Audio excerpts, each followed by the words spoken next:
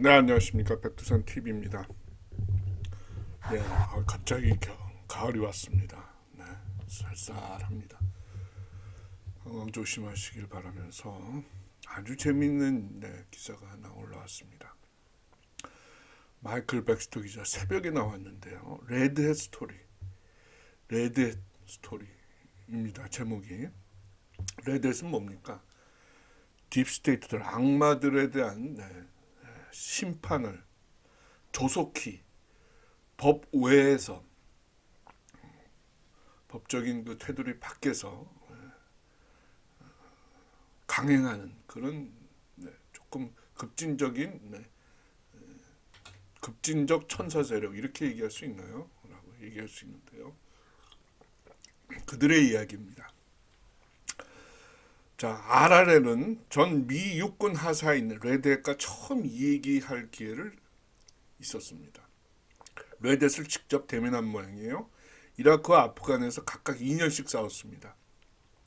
미국을 위협한다고 생각한 적들과 교전하면서 사살했습니다. 근데 이 사람의 이름은 익명을 요구해서 짐이라고 부르기로 했습니다. 짐은 전투에서 희생적 용감한 행동으로 상과 메달 여러 개 받았습니다. 근데 그 상은 포장을 지금은 벽에 걸어놓지 않고 거실 서랍에 넣어놨습니다. 몇 년까지만 해도 응접실 벽에 고급스러운 프레임, 테를 두들러서 벽에 걸어놨었는데요. 그렇지 않는 겁니다. 조국에 대한 충실한 의무를 자랑스러워하는 용맹의 상징이었습니다. 그런데 2019년 급격한 변화를 겪었습니다. 2019년 무슨 일이 있었습니까? 조셉 바이든과 그의 조정자들이 2020년 대선을 훔친 겁니다. 그 이전에도 대선 전부터 미국 사회 분위기가 아주 엉망진창이었죠. 급진단체를 내세워서 BLM 무장 시위 집회를 하고 교회를 공격하고 그런 일이 있었습니다. 자, 전직 군인들은 그들이 잘못된 주인을 섬기고 있구나, 잘못된 전쟁에서 싸웠구나라는 걸 느꼈습니다. 그들의 진정한 적은 바그다드나 모스크바 혹은 베이징이 아니라 워싱턴 DC에 있는 딥스테이트, 콘크리트 벽 안에 있는 딥스테이트구나라는 걸 깨달았습니다. 그의 군에서 받은 홈포장은 이제 갑자기 의미 없는 장신구나 과거의 시시한 유물이 되어버렸어요. 그가 싸우지 말았어야 할 전쟁을 상기시키는 그런 추억하게 만드는 그런 도구가 되어버렸던 겁니다. 모래폭풍에 맞서며 지하들을 죽인 대신에 이제는 방산업체로부터 짭짤한 뇌물을 챙기면서 전쟁 약탈물로 자신의 배를 불리는 그런 정치인들의 목을 쳤어야 했던 거예요. 이제도 그렇고 과거에도 그렇고. 그는 트럼프 대통령이 딥스테이트를 설명하면서 사용한 단어인 내부의 적과 싸웠어야 했다, 이렇게 느끼게 된 겁니다. 참 직접 만난 것 같아요. 얘기가 상당히 뭡니까? 밀도가 있고 진실성 있어 보여요. 과거에 이런 영화가 있었습니다. 윌 스미스, 진 해크만이 나온 애니미 오브 더 스테이트, 나라의 적. 나라의 적이 어떻게 되세요? 이 나라의 적이 뭡니까? 여기 등장하는 나라의 적이 FBI도 있고, 뭡니까? 군 조직도 있고. 이들은 미국 시민들을 감시하면서 자신들의 이해에 반하는 행동을 하는 사람들을 사적으로 힘으로 제압한다는 그런 이야기인데, 거기에 맞서는 시민들의 이야기입니다. 또 내부의 적에 대한 이야기입니다.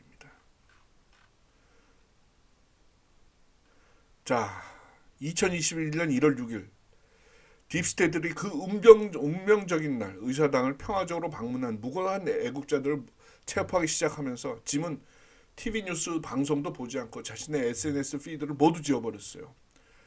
자신이 혹시 체포될지도 모른다라는 그런 두려움에 대한 방어였습니다. 이 사람도 여기 갔던 모양이죠. 당시의 의사당의 모습입니다. 대형 교수대를 급조해서 만들어놨죠. 너희들 미국 부정선거를 비준하는 의사당 이 나쁜 놈들 처형해야 된다, 그런 뜻이에요.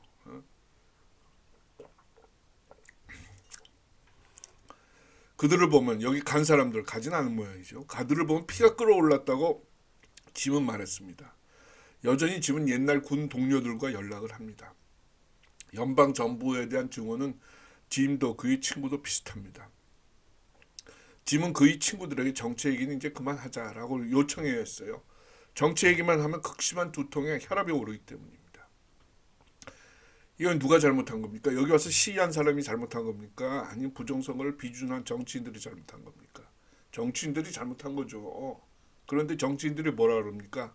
이 시위자들을 너들 민주주의를 파괴해서 법질서를 무너뜨렸어 라고 하면서 청문회를 여는 거예요. 여기 보십시오. 이게 지금 의회에서 열리는 제뉴얼리 6th 청문회 장면이에요. 커다랗게 이게 스크린에다 올려놓고 이 위선과 조작과 가짜 악마들의 모습입니다. 흰 옷 입은 사람이 그 딕 체니의 딸입니다. 체니 당신은 의원인데 이제는 아니죠. 2022년 2월 범죄적 정부가 우크라이나를 지원하고 미군국을 파산내기 시작하여 짐의 침묵은 이제 더 이상 침묵할 수가 없는 거예요. 이 반역적인 딥스들을 감옥에 넣기 위해서 소환해야 된다라는 그런 요란하면서도 활기찬 주장을 펼치기 시작했어요. SNS 계정을 열고 다시 열고 무책임하고 사악한 정부에 대한 감정을 올리게 되었습니다. 짐이 말하기를 자신이 나의 버블이 폭발을 했어. 참다 폭발했어. 침묵과 그늘에서 더 이상 지낼 수가 없었다. 이렇게 얘기합니다. 2023년 9월 짐은 이라크에서 같이 참전했던 전직 군인의 연락을 받습니다. 그는 바이든 카발 정권, 범죄 정권을 무력으로 무너뜨리기 위해서 세를 넓혀가는 운동, 무브먼트가 있는데 그 이야기를 한 겁니다. 친구가. 그랬더니 짐이 얘기하기를 내가 들은 바로는 지금까지 상당한 진행이 있는 것처럼 들었는데 라면서 화이트햇, 레드햇이 아니라 화이트햇을 언급했습니다. 그랬더니 그 친구 말이 아니야 이건 다른 거야. No, it's different. This is different. 이거는 화이트햇과 다른 거야 라고 답을 했어요.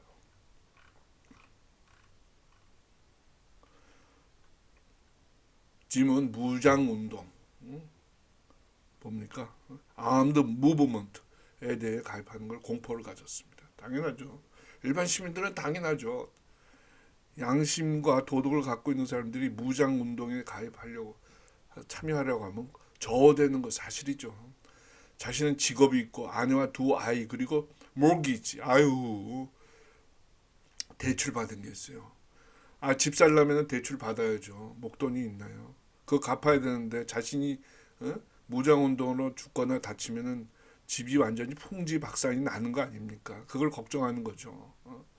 그리고 자신의 신체 상태도 최고가 아니었어요. 수년간 무기를 든 적도 없고 또 연방정부가 자신의 신원을 알아낸다면 그뿐만 아니라 자신뿐만 아니라 자신의 가족도 목표로 할 것이라는 맞는 정당한 두려움이 있는 겁니다. 근데 그의 친구가 세력은 우리 무브먼트는 수천 명이야. 현역, 예비역, 지역과 주의 사법기관에 있는 사람들 혹은 있었던 사람들 그리고 시민무장대 이걸 말합니다. Civil Militias 이런 사람들로 구성되어 있다. 수천 명이다. 그리고 우리의 지도자들은 이들 무브먼트 회원들을 이 신원을 보호하는데 열심히 보호해주고 있다. 그리고 짐에게 우리 무브먼트 운동은 그와 가족에게 받지 못한 여기 무브먼트에 가입함으로써 참여함으로써 일하지 못한 것에 대한 임금을 재정적으로 보상할 것이다. 여기 전투에서 네가 쓰러지면 가족에게 줄 것이다. 이렇게 얘기하고 있어요.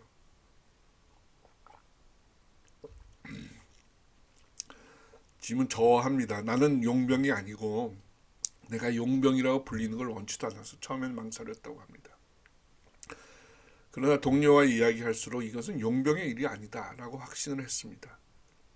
이 나라를 글로벌리즘, 세계에 돈 많고 권력 있고 힘센 놈들이 하나의 질서로 움직이는 그런 글로벌리즘으로 밀어붙이는 세력, 그들보다 훨씬 자기는 개인의 가치, 헌법의 가치를 소중히 하는 사람들이다.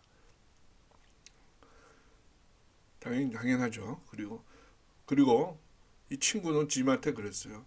네가 팔굽혀펴기 몇 개 하는 것보다 네가 행동하려는 의지가 있는가 없는가가 더 중요하다라고 설득을 했습니다. 소집 명령은 그의 애국심을 깨우쳤습니다. 아내는 늙어가는 남편이 사악하고 강력한 적들에 대항하는 준전쟁, 쿼시월에 출동하기 위해서 출동하는 생각을 하는 것을 책망을 했습니다. 그녀도 아내도 나만큼 바이든이 이 나라에 하는 일을 중화한다. 그러나 어떤 것은 또 바이든이 하는 일이 맞을 수도 있다. 라고 얘기하는 거예요. 아내는. 나는 아내한테 이 일은 나를 위해서 그리고 그녀를 위해서 하는 것이 아니라 우리 자식과 나의 미래 세대를 위해서 하는 것이다. 우리가 그들을 막지 못하면 앞으로 이 글로벌리스트는 계속해서 우리나라를 착지 수탈 시민들의 재산을 뺏을 것이다. 이렇게 얘기하는 겁니다. 설득이 됐을까요? 안 되죠. 네. 한 달 후 짐은 텍사스 동부에 있는 한 창고에서 열리는 비밀 모임에 불려 나왔습니다. 그는 자신과 같은 사람 9명 신입 회원들을 만났어요. 군 복무 경험이 있는 시민들이 의미 있는 삶을 찾고 있었습니다. 나이는 20대에서 40대. 그들의 눈은 결의로 가득 차 있었습니다. 전 육군 대위인 짐이 친구도 참석을 했습니다. 짐이 친구는 모임을 주재하면서 너희들은 여기 불려오기 전에 초청을 받기 전에 너희들에서 심도 깊은 조사를 했다라고 말했습니다. 그리고 우리가 얘기한 내용을 밖에 나가서 얘기하지 말라라고 지시받았습니다. 그래서 모임에 대한 짐의 묘사는 매우 모호합니다. 성깁니다. 성긴 설명. 밀도가 낮은 설명은 이 레댓이 세포로 작동 중이며 각 지도자는 커르츠 대령에게 직보하는 걸로 그렇게 하는 것으로 보였습니다. 그러니까 대위한테 뭘 보고하면 대위는 커르츠한테 직보하는 겁니다. 우리는 헌신을 약속했습니다.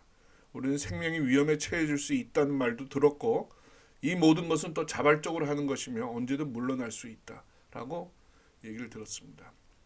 그리고 기본적으로 필요하게 되면 문자나 전화를 받을 것이다 라는 말을 들었습니다. 이 예시 그림입니다.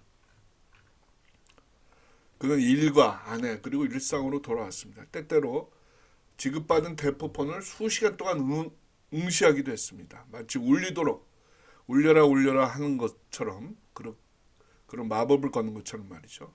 그러나 수달간 문자 하나도 받지 못했습니다. 오지 않았습니다. 그들이 자신을 잊은 것 같다라고 생각해서 의아해하기 시작했습니다. 여가 시간에 인근 사격장에 가서 사격수를 닦기도 했습니다. 새로운 총과 권총을 쐈습니다. 자, 미국 사람들은 총을 좋아해요. 총의 문화입니다. 우리랑은 달라요. 우리는 뭐의 문화일까요? 우리는 유격 경전의 문화 아닐까요? 실질과 겉과 속이 다른 유격 경전 같은 거 말입니다. 그리고 ATF 뭡니까? 마약 단속국에 걸리지 않도록 이 구매한 장소도 시간도 띄엄띄엄 하도록 했어요. 그건 연습 무기였습니다. 만약에 호출되면은 이 호출하는 측에서 리더인 대위 있죠. 전직 대위 같은 사람이 배당 임무에 맞는 무기를 지급받을 것이다 라고 얘기를 했어요. 그런데도 이렇게 총을 사서 연습을 하는 겁니다. 4개월 후 전화가 울렸습니다. 그때쯤 이미 짐은 일상생활을 선택해서 이 무브먼트 포기할 것을 고려하고 있었습니다. 아내는 너 건강하지 못한 좀 위험한 행동으로 나를 과보 만드는 거야 라고 하면서 그녀에게 아픔을 줬습니다. 짐은 아내한테 아무런 우리가 행동을 하지 않으면 딥스는 번성하고 형체를 바꿔서 암처럼 전파될 것이다 라고 여러 번 상기시켰습니다. 전화는 짤막했습니다.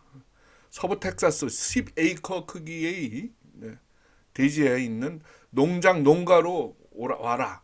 거기 비밀 회합에 참여하라는 그런 지시였습니다.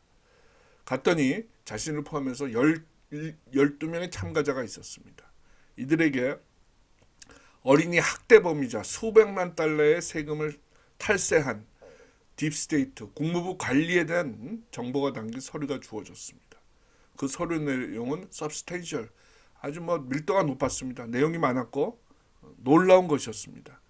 그 서류 안에는 사진도 있었는데요. 정말 보지 않았으면 좋았을 것 같은 그런 사진들이 가득했습니다. 국무부 관리 누군가요?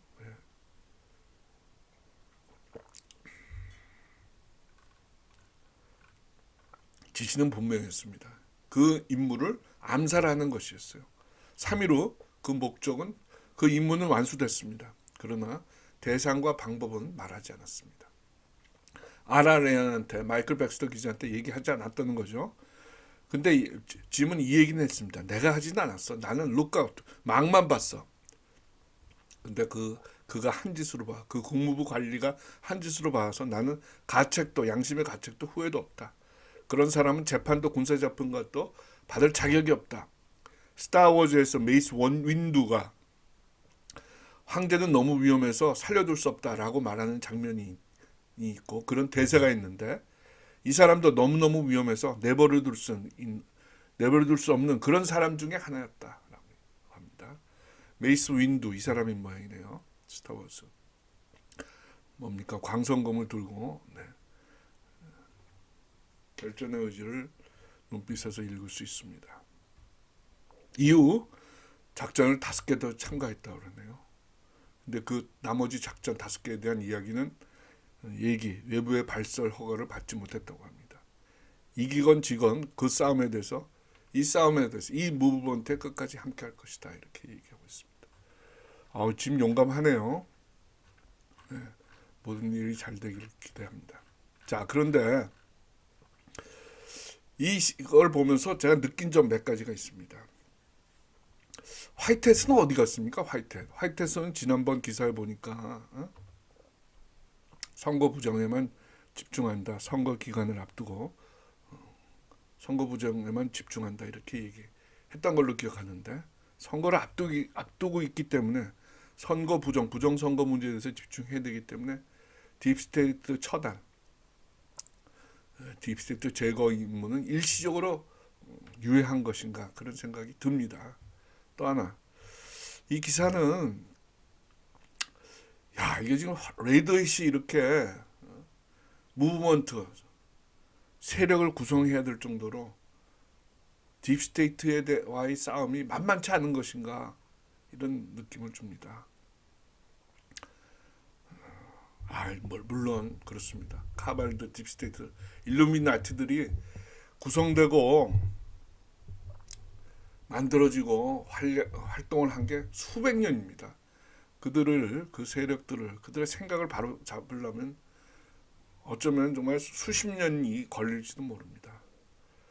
그런 생각에서 레드햇 같은 존재도 필요하겠구나 이런 생각을 하지만은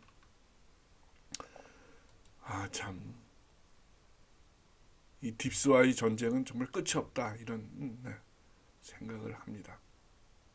또 하나, 레드햇 기사가 이렇게 가끔 이 마이클 백스터 기자의 RRN에 올라오는데요. 그런 것이 앞으로 일어날 일에 대한 어떤 암시를 주기 위한 것인가. 상당히 앞으로 험한 일들이 많이 일어날 수 있다. 이번 대선이 있고 없고와 관계없이 트럼프가 이기겠지만 또 이겨야 한다고 생각하고 있지만 그거와 관계없이 상당한 무력 충돌, 갈등, 내전 등이 있을 수 있다. 그런 걸 뜻하는 것인가라는 생각을 듭니다. 이런 생각이 기후 위기를 바라면서도 걱정이 되는 건 사실입니다. 오늘 아침에 EBS 비상 방송 시스템은 리얼하다, 진짜다, 있을 것이다 라는 그런 인텔을 제가 운영하고 있는 네이버 블로그 백두산 캠프에 올렸습니다. 그런 일이 하루속히 빨리 일어나길 바라면서 그것이 일어난다 하더라도 이 딥스테이트의 발악, 저항은 만만치 않을 것이다. 이런 지적을 해둡니다. 아무쪼록 딥스테이트가 아닌 일반 우리 시민들은 좀 깨어나서 시비를 좀 선악을 악마를 구별하는 그런 안목을 좀 더 강화하셨으면 하는 그런 바람을 갖고 있습니다. 리얼 로 뉴스에 등장하는 첫 레드햇의 이야기를 소개시켜드렸습니다. 어쩌면 우리나라도 이런 레드햇이 필요할지 모릅니다. 네, 감사합니다. 백두한 TV 구성지였습니다. 다음 시간에 뵙겠습니다. 많이 구독, 좋아요, 공유, 알림 부탁드리겠습니다. 감사합니다.